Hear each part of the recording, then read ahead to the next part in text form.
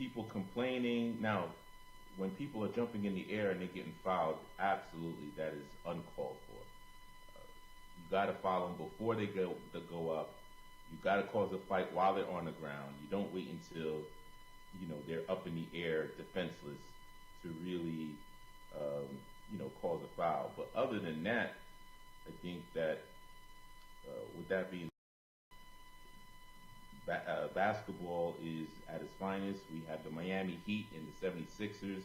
James Harden is finally coming alive because he's been dead in my book for the past several games. Like, what are you doing? Because you got to support your other superstar. And speaking of superstar, unfortunately, Joel Embiid, my namesake, Joel Embiid did not get the MVP. Jokic got it.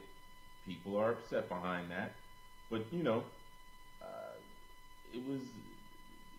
was a tough call, I believe. Bottom line, I personally would have voted for Joel Embiid if the vote was coming my way, but I'm not that high up in the media field to actually present that. In the world of hockey, I'm not that interested in hockey, but hey, we'll talk about it. The Tampa Bay Lightning. That's not my, Tampa Bay Lightning. They're still in the playoffs. We'll see what happens. Hopefully, they will march on and win themselves another Stanley Cup. We shall see. What I do know, being that I am from New York, and folks that love the New York Mets usually love the New York Islanders. And the Islanders are really upsetting a couple of my friends from Long Island on some calls that have been made. But other than that, the Rangers are doing well. And usually this is how it normally works. It's if you're a Yankees fan, it's Yankees, Rangers, and the Giants. And if you are a Mets fan, it's Mets, Islanders, and Jets. And there's some people are just confused and they just do everything. Me, from Brooklyn, that's the reason why our guest today, because I gotta represent, is we do Yankees. Like I said, I really don't care about hockey. So it could be Rangers and Islanders. And when it comes to football, I'm all about my Giants, for sure. The Jets, I am not part of that green machine. Nah, that's not me. So what our guest today is the former senior executive with the New York Yankees for 11 years. He was a former owner and managing general partner.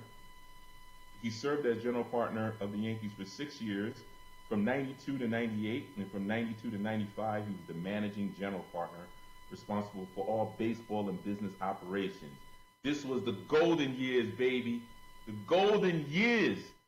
And under his leadership, they expanded their investments in player development, one of the first of its kind to really hone in on that, and scouting. After George Steinbrenner's reinstatement in 93, he remained owner and general partner, involved in all aspects of the organization, and as the leader of the most valuable sports franchise in the world, baby. That's right, numero uno, 27, baby, 27. And now he has ventured off to do his own thing. Let's welcome to the show Mr. Joseph Malloy from JamSportsVentures.com, who is currently providing consulting services to various different major league teams, NBA teams, even the hockey teams that I'm not interested in, but and as well as soccer all across the world. Welcome to the show, to sports and to Power Moves, Joe Malloy. How you doing, brother? Hey, Joel. Hi. How are you? Great intro. Awesome, man. I have to make a reference, if you don't mind. Can they bring back the traveling call in the NBA?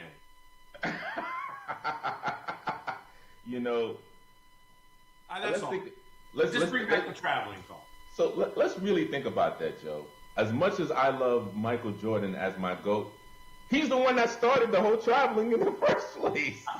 I tell you, it's 5 steps to get a layup or a dunk or anything else. But anyway, that's okay. We'll live with it. You enjoy the NBA the last 5 minutes. That's right. That's right. That's right. Well, awesome. Well, we see the paraphernalia and everything. How have you been? How's your family been, especially during this COVID for the past couple of years? Sure. Everybody. Well, currently I have 4 children and 6 grandbabies. So it's active and keeping me young. So they've been active during COVID, I see. Well, I can't divulge any ages or when or how, but no, everybody is healthy and happy and doing really well. And all of my children, of course, are in their own space and business and so forth. And so we're happy for them. I'm excited for them, and they got a long, long road ahead of them with family and life, and I'm proud of every one of them. So excellent, excellent. And so, with that being said, you're heavily involved in sports. Could you share with us what got you started and interested in being in the sports industry? That got you, into it? Well, actually, it started in my early days as a school teacher, right? And I started teaching at St. Lawrence Catholic School, and I was this coach. So I, coached everything, the basketball, track, softball, tennis. I mean, we did anything and everything at St. Lawrence back in the day. And of course, playing sports as a young kid. Played baseball, got injured, so my baseball career ended before I went into high school. And then the opportunity came, of course, with the New York Yankees, and that afforded me the opportunity to grow with the company and able to learn, certainly make some mistakes along the way. And I learned from those mistakes and never repeated them. And so that's kind of been my path to get into sports. I think it's a entertainment business. It affords all kind of fans to participate in all levels, and now even more so with certainly the technologies that are coming into play within the whole metaverse. Everybody's kind of reading and hearing about it, right? And so Right. Fan engagement is going to be a crucial part of increasing revenue, one, and then, of course, fans and their participation and their excitement about the game. So it has certainly broadened a lot of horizons, that's for sure. I love that you already jumped into the fact of engagement in the industry, and the fact that you've also acknowledged that it is entertainment. Because a lot of times when people think of sports, they just think of it as a place to go to, and they're not thinking that it is actually entertainment, right? Like just most recently, Magic Johnson just did his documentary on Apple TV, and one of his partners, because I read the book a long time ago, but one of his partners is Peter Guber over at the Dodgers, and Peter was always about the entertainment aspect of presenting sports, as well as even Dr. Buss with the Lakers made sure he created the Laker girls and the halftime show and the dancer and things of that nature to kind of keep the audience engaged. We have about 2 minutes before we go on break, but could you share with me what are your thoughts about Web 3.0 and the metaverse? I think it's going to be an integral part of the stadium experience. Actually, even before you even go to the stadium, right? It's going to be part of that, the phone, the app, what you're touching, what you're looking at, what are you doing prior to the game? How are you getting ready? Where do you shop for your best jersey? Right? I mean, all of that's going to be part of everybody knowing everything, right? And so that in itself is a revenue generating mechanism for clubs, marketing, advertising, sponsorships, and so forth. I see it as like I said, an integral part of the fan experience, entering the stadium, all of the things that are going on. If you look at SoFi and Allegiant stadiums, they are technology advanced, right, but yet they're probably not fully metaversed at this point because it's evolving 24/7. Every almost day there's something new, and you try to do and get the best of breed, and you put those in your stadiums for your fans, for the apps that you're utilizing.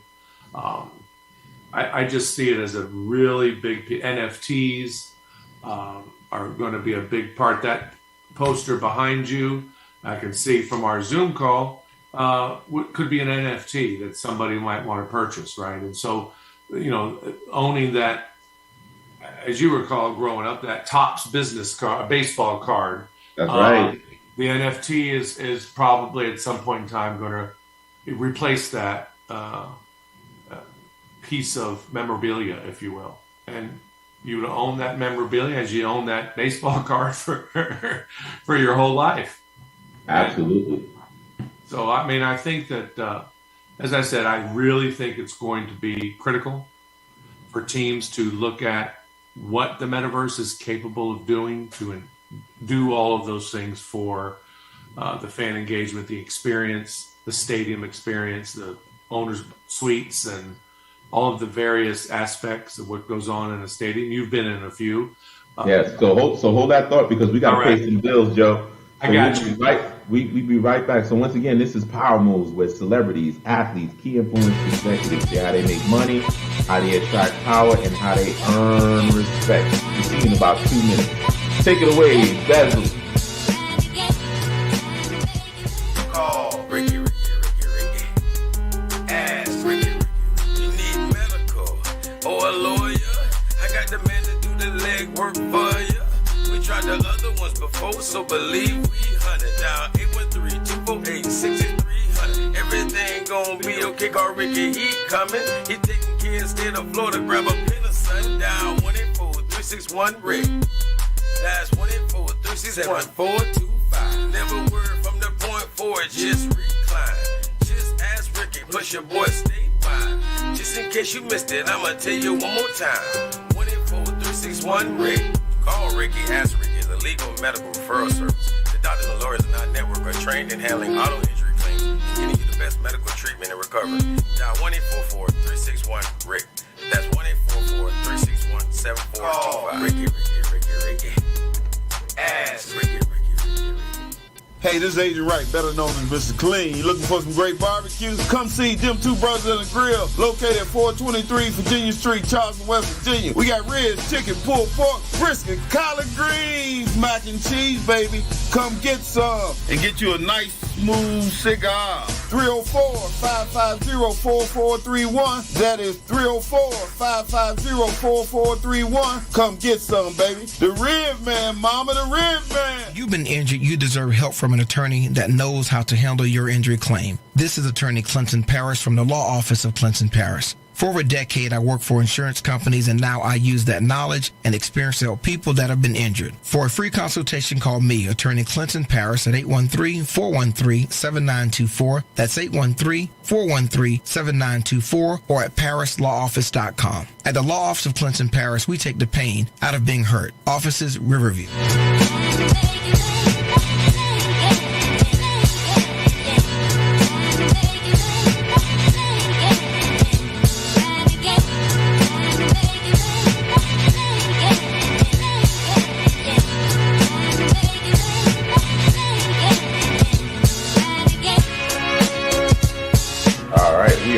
We are back from break. Once again, this is Power Moves here on In Touch Radio, reality radio, where everyone is a star. So we're here with my guest, Joe Malloy from Jam Sports Ventures.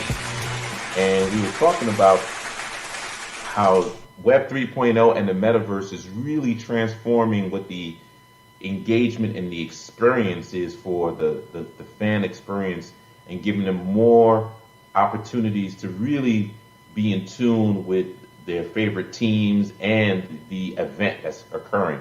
And with that being said, because now we're going to focus on the money segment, as a person that's a general manager and owner of a team, what should people be thinking about if they ever want to explore the industry of ownership of a team? I think, Joel, what the opportunities that present themselves, there are the standard revenue generating mechanisms, right? Advertising, sponsorship, ticket sales, concessions, parking, media rights, right? In the U.S. certainly, right? So there are some other maybe little pieces of it, but those are the big basic components. Now I think within the AI space of the metaverse, the e-commerce, let's say that I'll go back to my days, Derek Jeter hitting his 3,000th hit, right? If that could have been captured on an instant NFT and sold within a minute around the world, right? So you can imagine the potential revenue that would have generated, not only for the player, but for the club and sponsors or anybody else like that.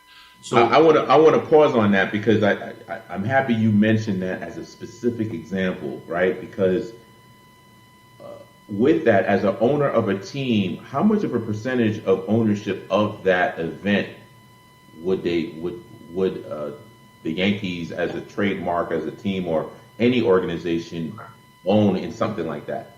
Most ownership groups that own a sports team have the rights to anything and everything that participates within the event, right? Within the match, within the baseball game, which is whatever it may be.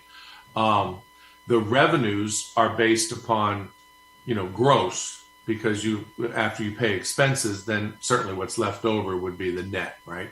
And that you have to multiply that out over X number of games or matches in your season, X number of events at the stadium outside of the sporting event. So you can host a concert, or the Yankees host a football game in the winter.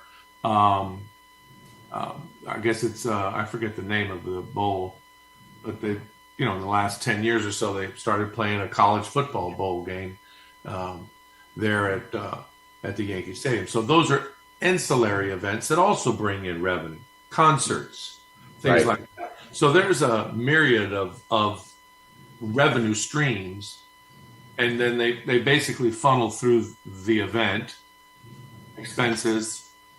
Usually money goes back into the team to run the team, to pay the bills, pay the, so forth, pay the employees, pay the players, pay everybody that's part of what's going on. So, at the end of the day, certainly there may be some profit margin for the ownership group.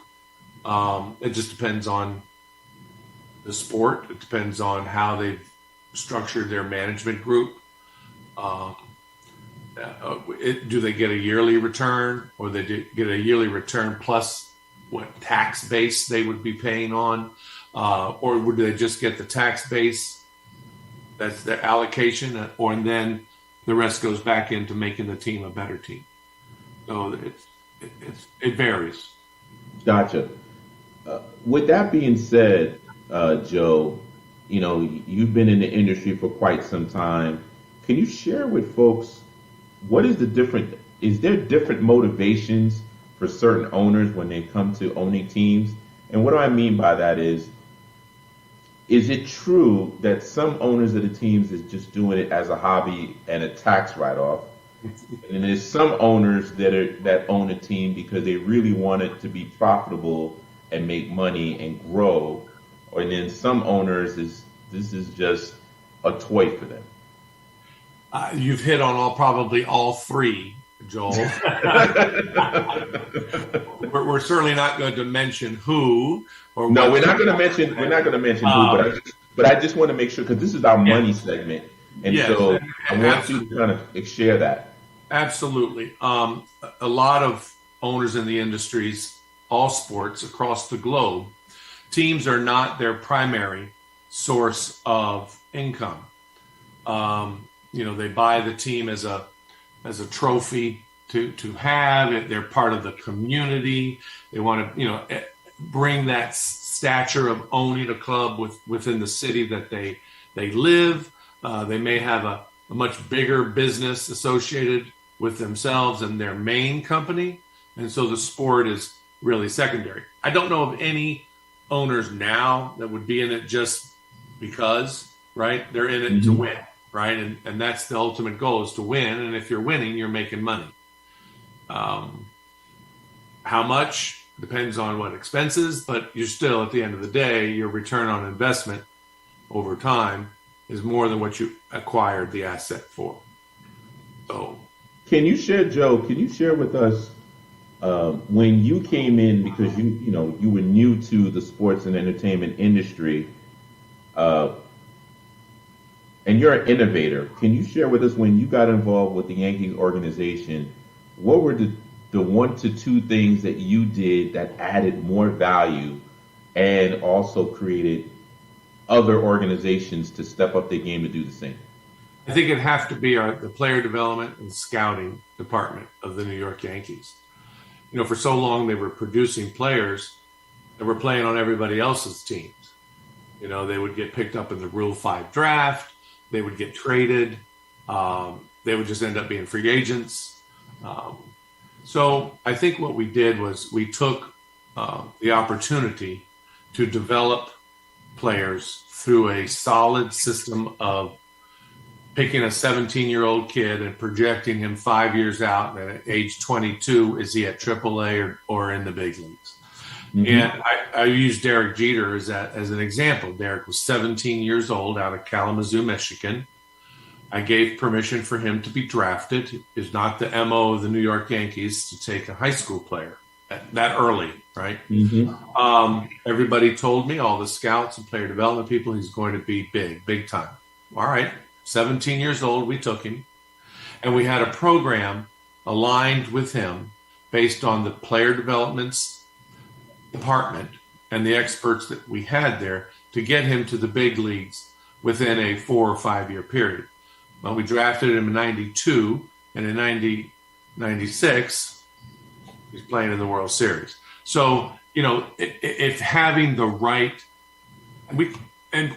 corporate America calls it research and development. Right. The top 500. If you want to make money during a depression, you don't put away your research and development, you enhance it. So that when everybody comes back from the, in this case, pandemic or anything else like that, you're that much more prepared, you're that much more ready to go to battle to win. That was the view of the New York Yankees since really 1989, was we were going to change the farm system, which was the 7 minor league teams that we had under the main club. And we were going to increase our scouts and globally increase scouts, players most in South America, the Dominican Republic. We enhanced the academy. So we did things at the younger level to get them prepared to play, i.e. Mariano Rivera, Andy. If you look at the golden years of the 4 out of 5 World Series from 96 to 2000, those were a lot of farm-bred ball players through the system drafted by the New York Yankees. That's right, Bernie. So yeah. I'm happy you mentioned that. And with that being said, how do you equate that in the business world? So you also equated that to research and development, but would you also say from a personal development with mentorship as well as developing employees so that they can be their better selves? Would you equate that to be the same? Well, yes, they go hand in hand, because if you can't put a product on the field that's successful because they weren't being properly trained, motivated, nourished, counseled when necessary at the lower levels and even moving to the big club, right, at some point in time for a lot of them. Those are attributes that we wanted to find in people that worked for us and that played for us. They had they were hungry to win, and they wanted to do what they needed to do each and every day. Now, with that being said, doing what you had to do every day had to follow the directions and mentorship of the coaches, the front office staff, the trainers, the weight training coaches. The minor league system at one time never had a full-time trainer at every minor league facility. Well, we were the first ones to do that. We were the first ones to put in strength and conditioning coaches at our AA and AAA. We were the first to build a facility in Tampa, Florida, as you know, Right. that encompassed rehab centers for major league players when they got injured up north on the main roster and they needed a place to go rehab, warm weather, go figure, right, Florida, and Right. And have an opportunity to have a good medical staff. I mean, we had the finest medical doctors in New York and in Tampa, Florida. We had a doctor for every facet. We even had a pediatrician for spring training and the single A kids for when their babies got sick, right? And spring training here for 6 weeks, you bring your family and they need a doctor. We had, a pediatrician office for them to go to, eye doctors, everything you found. So all of that built in to winning success. It was just a real component of what we were doing, bringing all of it together. All of it together. And that's what it is. A championship mentality brings championships. On that note, we got another commercial break. All so right. Once again, this is Power Moves, where celebrities, athletes, key influential executives share how they make money, how they attract power, and how they earn respect. Here only on In Touch News Radio, reality radio where everyone is a star. See you after this break.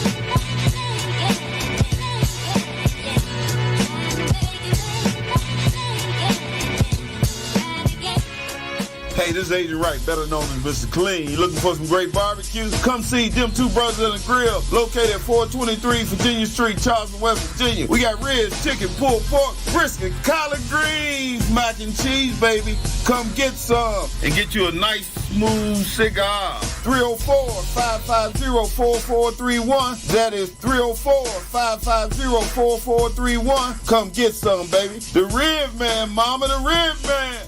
Call Ricky. Ask Ricky. You need medical or a lawyer? I got the man to do the legwork for you. We tried the other ones before, so believe we hunted down 813-248-6300. Everything gon' be okay. Call Ricky, he coming. He taking care of state of Florida. Grab a pen of sundown 184-361-RICK. That's 184-361-425. Never word from the point forward, just recline. Just ask Ricky, plus your boy statewide. Just in case you missed it, I'ma tell you one more time. 184-361-RICK. Call Ricky, ask Ricky, is a legal medical referral service. The doctors and lawyers in our network are trained in handling auto injury claims and getting you the best medical treatment and recovery. Dial 1-844-361-RICK. That's 1-844-361-7425. Ricky. Ask Ricky. We're playing your favorite old school.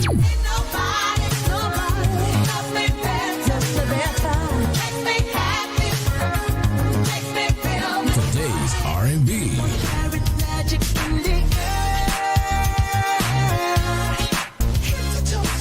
With a smooth touch of jazz. You're listening to In Touch Radio.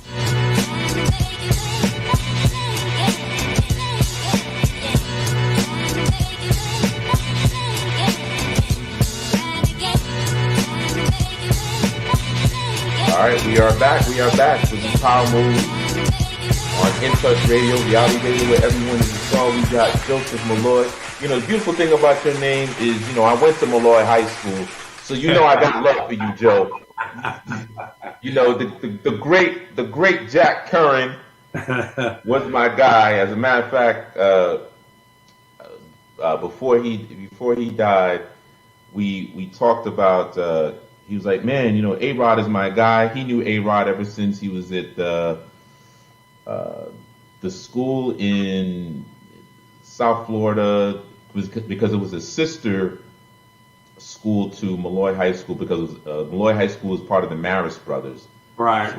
Oh, Malloy God. was part of like Mount St. Michael, which is where Diddy and a couple of my friends went there. That was a Marist school.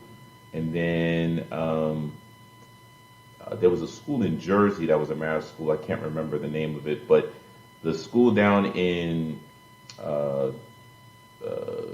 South Florida, was it called Columbus or something like that? I forgot. Yeah, that is the Columbus High School was a Marist. It was a Marist school, and he talked about A-Rod back then, and how he was close with A-Rod. So what we want to talk about is going into the power and influence. So as you came up the ranks, how did you build up the leadership and the power to really, you know, orchestrate and put things together and have people listen to you?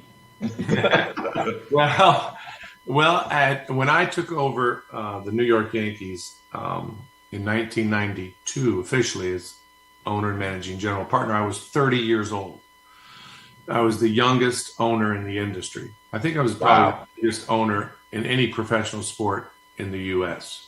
at that time. And I went in with the philosophy of a teacher, right, and a coach. You know, when you're coaching a basketball game, you have 5 guys on the court, right? Yeah. And subsequently, you put your best players out. If you have to make a trade, you have to make a substitution, you put a sub in. So you're constantly making decisions to better the club to get the win. Well, Right. I've always surrounded myself with the very best of people that I think follow the same mindset that I have, and have the ability to bring in new and fresh ideas from off the bench, sort of. Always listening to everyone's opinions, you know. But at the end of the day, as the owner of the club, owner of the asset, owner of the team, it's your decision. There's only one person that makes the final decision in any sporting team. And so that you take your best advice, some of it paid off, some of it doesn't pay off, and you keep going, right? And so those are things that we did at age 30. And as we grew with the club, we grew with the people that were there. I still, you know, have really good relationship with people that worked at the Yankees at that time that are out right now, no longer working with the Yankees, retired and so forth. So you build that respect and you allow them to do their jobs and bring the best opinions in order to make the right decisions. You know, I like your languaging, and I want to bring it to the attention of our listeners of the approach that you had when it came down to the responsibility, because that's part of a key aspect of power is taking full control and full responsibility by making sure you have the right people around you. But what I liked about what you said in particular is the fact that you understood that this was an asset. And so with asset, you got to treat it with kid gloves and a lot of respect. And when you have the responsibility of an asset, you have to make sure that you take care of it the way you're supposed to. Is that a good assessment? That's an absolute correct and spot on, Joel. It's almost like, you know, when you go into any kind of a business and you take over the business, right? You don't normally go in and then fire everybody and start all over, right? You build relationships with the people that are there. You really listen to the people that are your hands-on, the people. Your secretary is your best ears, your best asset, right? Right. The custodians that clean the place, they're all from every level makes you a winner. And so you have to respect the people that are there doing their job. They have a responsibility. Now, when they don't do the responsibility to the expectation, well, then you have a meeting, you call them in, you talk it over. You don't necessarily have to go crazy and fire everybody every time somebody makes a mistake. Nobody'd be working for you. Right. I mean, it'd be a constant revolving door. And that was certainly not the approach that we had or we took. We wanted to stabilize our revolving door prior to me, and have the right people in the right positions. And again, listening to their opinions, valuing their opinions. Their opinion mattered. But at the end of the day, one decision had to be made, and that's what we went with.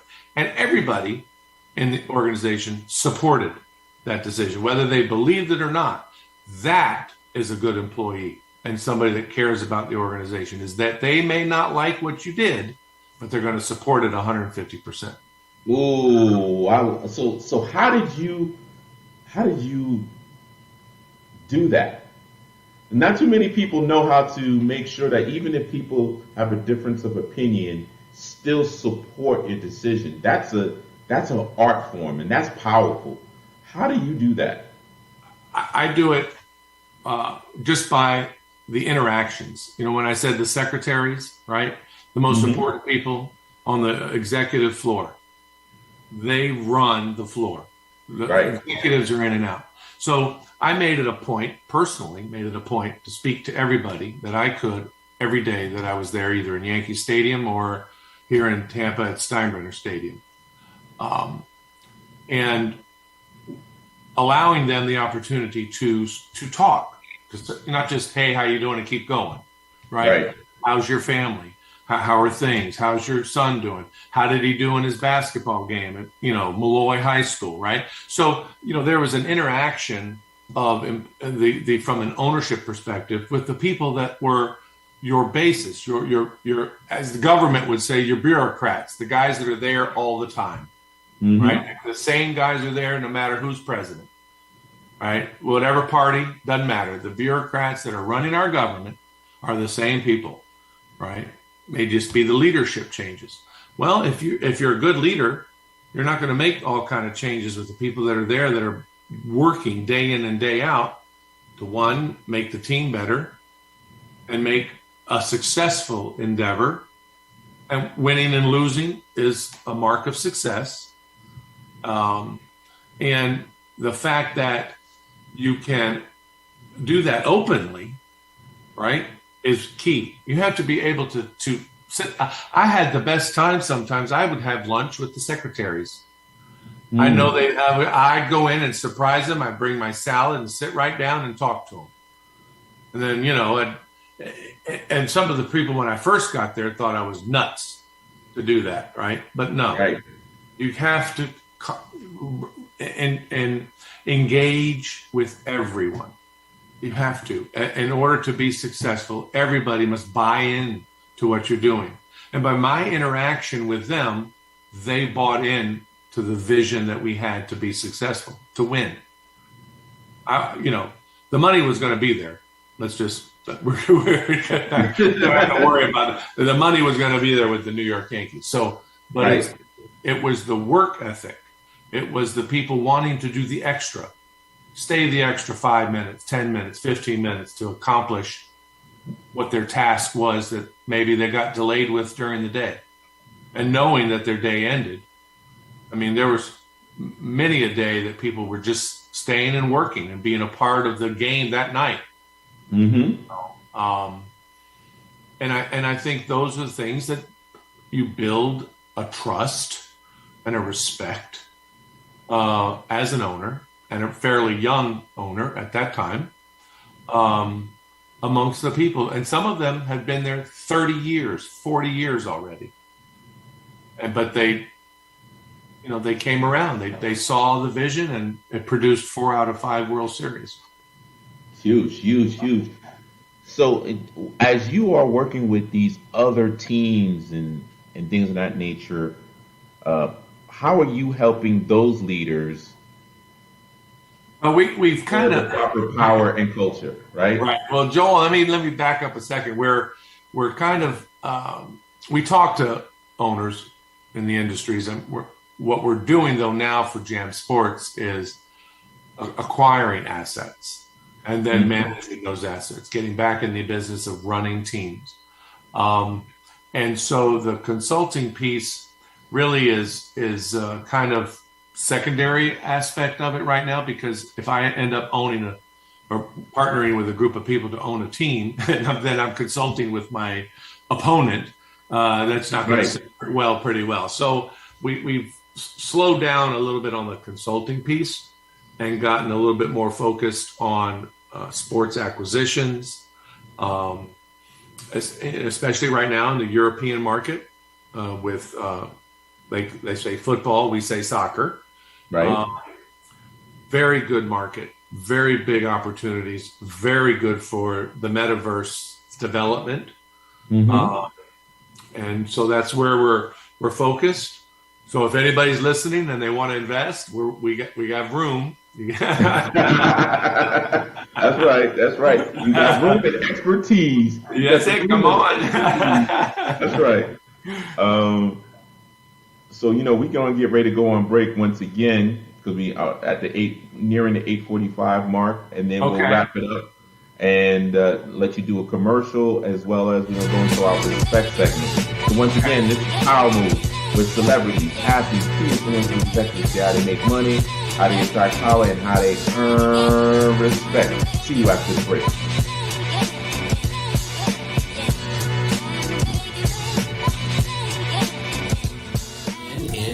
In Touch Radio. This is Joel Sylvain And Kevin Carr. and we're with Power Moves, where celebrities, athletes, key influential executives Influencers. share how they make money, how they attract power, and how they earn respect. Come join us every Tuesday at 8 p.m. Power Moves. On In Touch Radio. Who doesn't love being number one? When your team's dominating the standings, or your favorite band rocks the charts at number one, it feels good, right? Kind of like how it feels when you have auto insurance with State Farm. Because making you feel like number one is an honor your local State Farm agent takes seriously. Through the good times and not so good, your State Farm agent's proud to be here to help life go right. Call Herman White at 961-6661. That's 961-6661. Hi, this is Angela Birdsong with Tampa Bay Politics. And not only can you catch us on InTouchNews.com every Wednesday at 11 a.m., we now have a website at TampaBayPoliticsPodcast.com. We are on Apple, Google, Spotify, and Stitcher, which you can log in at any time and listen to Tampa Bay Politics.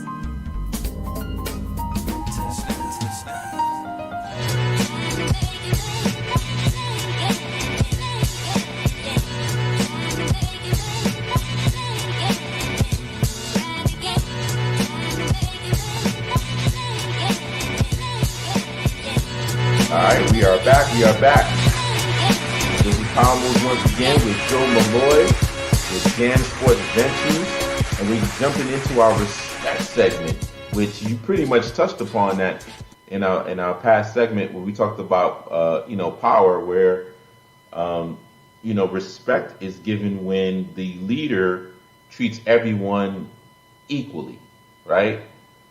So I kind of love that, but I'm going to challenge you a little bit there, Joe, because you had a couple of egos back in the days in dealing with that.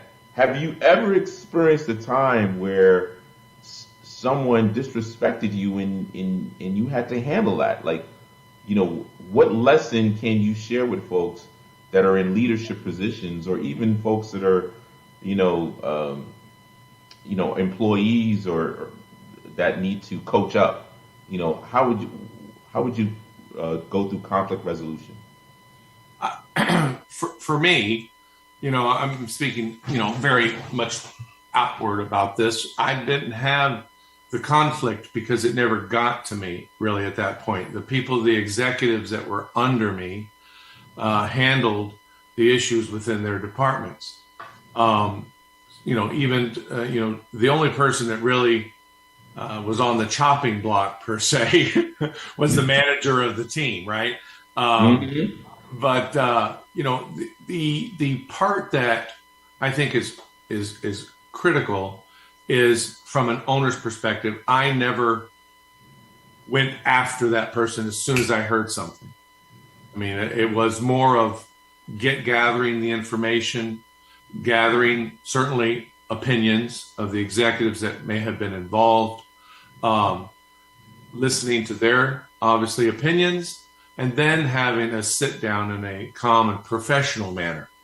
And at the end of the day, if the conflict could not be resolved satisfactory, then that person had to move on. Sadly, that's reality. That's life, right? We didn't have too many of those over our 11-year tenure. But I think that what people they saw, and they allowed me to gain their respect, which I think is critical, that everybody has respect, not only for one another, but my gaining their respect was critical, being at such a young age. Now at 61, I'm probably, my temper might be a little shorter. I don't know. I'm trying but it's putting, again, the employee first, having them work to the best of their ability.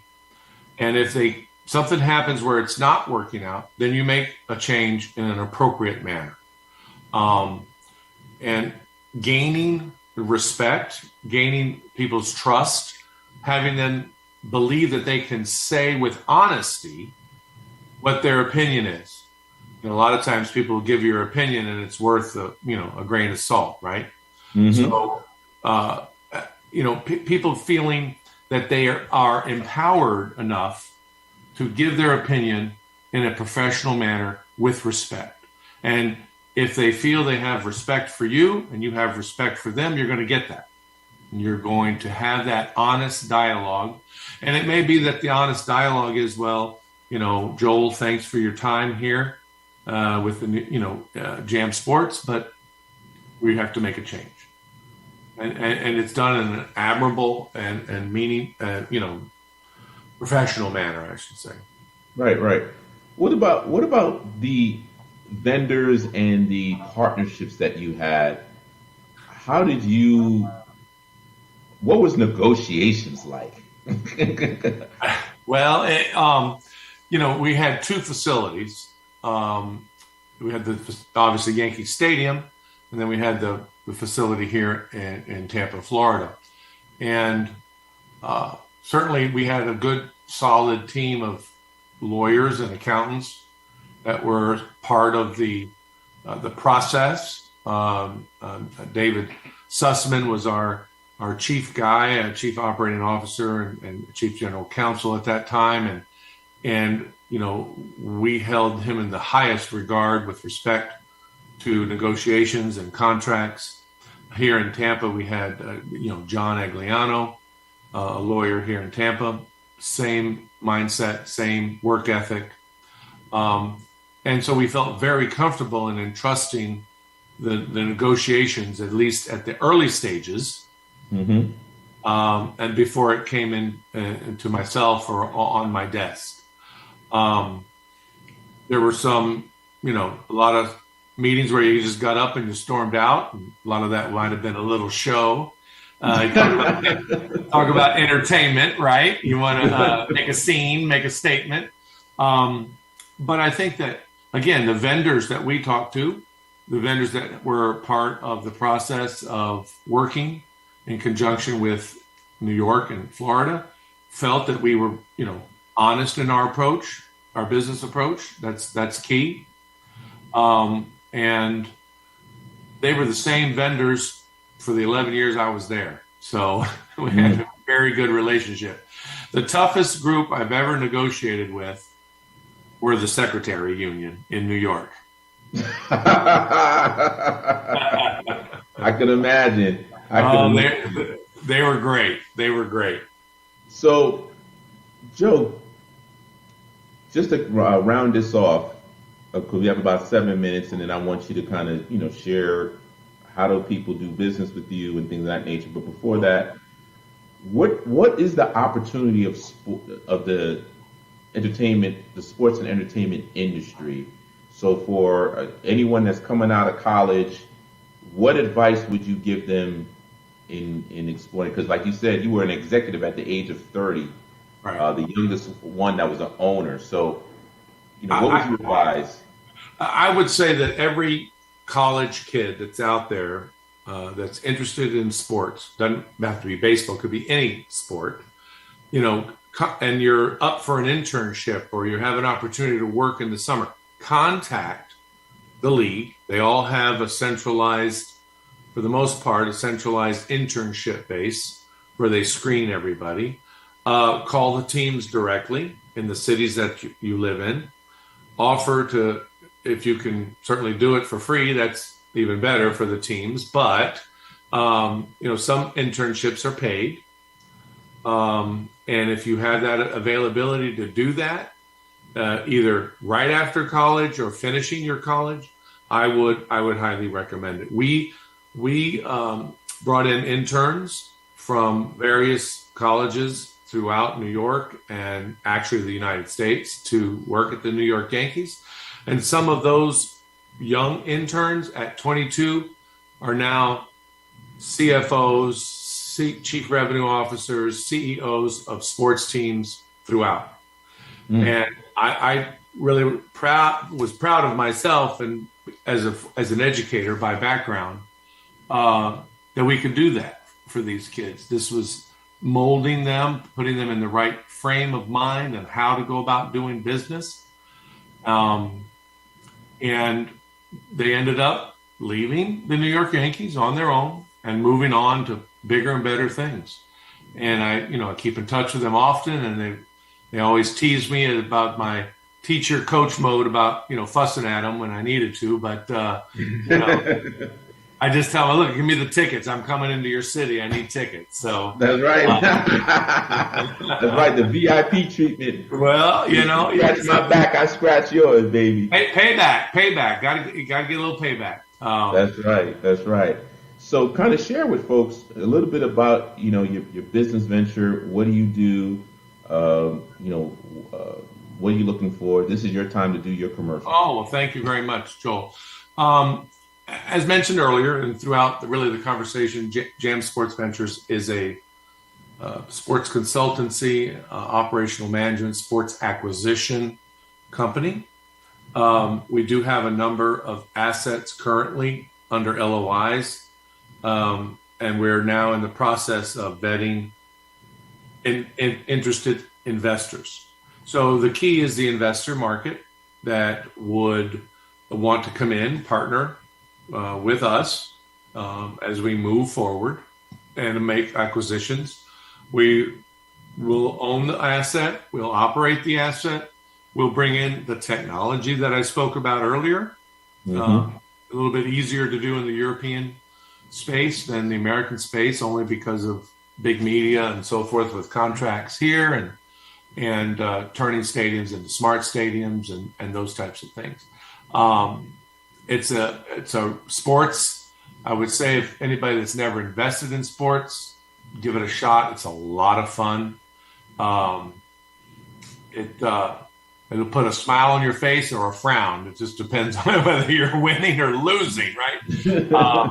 But we have opportunities for investors if they're out on your show or listening, or somebody listening may know somebody.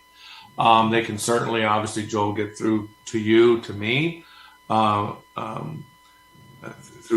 your website or email address and so forth. But it's really just that simple. It's just investors. The investor amount is really it's a 10 million mark as a minimum. And we're talking with investors at around 15 to 25 million mark because of the assets acquiring in the European football space. That's really a nickel tour of Jam Sports real quick. Hopefully we get some people interested. Absolutely. Well, once again, thank you for coming on our show, sharing your expertise, sharing your stories. Probably we might have to do a part 2 where we talk about, it's like almost making like a mini documentary of all the different players and scenarios and whatnot. That would probably be lots of fun. But once again, thank you for joining our show, Jam Sports Ventures. Joseph Malloy in the place to be. Once again, another great show here at Power Moves, where celebrities, athletes, key influential executives share how they make money, how they attract power, and how they earn respect. See you next week, baby. Thank you, Joel. Thank you.